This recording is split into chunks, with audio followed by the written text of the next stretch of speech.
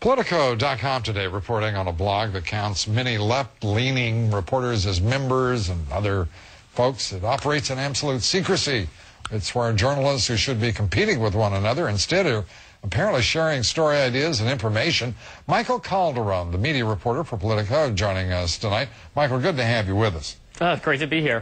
First of all, you're the first person to write about this group of characters who I think most folks, even in the blogosphere, but certainly most who are used to traditional media, would expect that some of the best-known journalists in the country, along with other politicos, if I may, would be working independently and certainly not working together, but rather as competitors.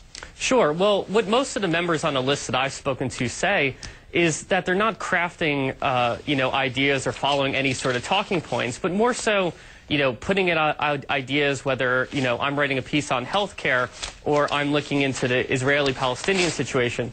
And by doing that, then they're getting a lot of input from other people on this list. What some other folks, see is, maybe there's something to this because it's all kept private, it's completely off the record. And so the outsiders, they think that there could be something sinister going on. Yeah, it does, particularly, in this day and age where there's so much, campaign-like activities going on in this administration right now, and concerted efforts to attack certain public figures, whether in the media or otherwise. We haven't seen a lot of that before. We're seeing it certainly now. There are also reporters from Politico on the list, including Mike Allen, Ben Smith.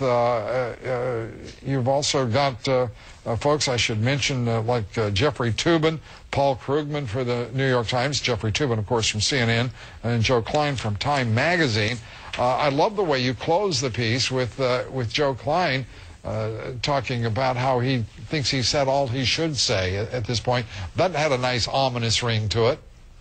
Well, Joe Klein, like a lot of other people, say that, these types of lists, and he acknowledged that he's on other listservs, are helpful for him in his work. And I should say, there are these lists on the right, there's lists on the left, lists for specific areas that people are interested in, whether national security or health care.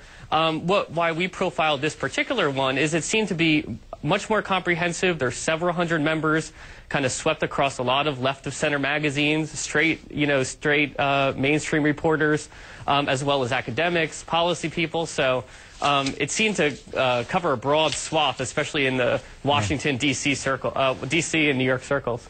Yeah, Michael Calderone, by the way, is he's reporting on the facts here. I don't mean the inference, or what I guess I'm saying is my inference, that there's some kind of, unusual cooperative activity amongst journalists.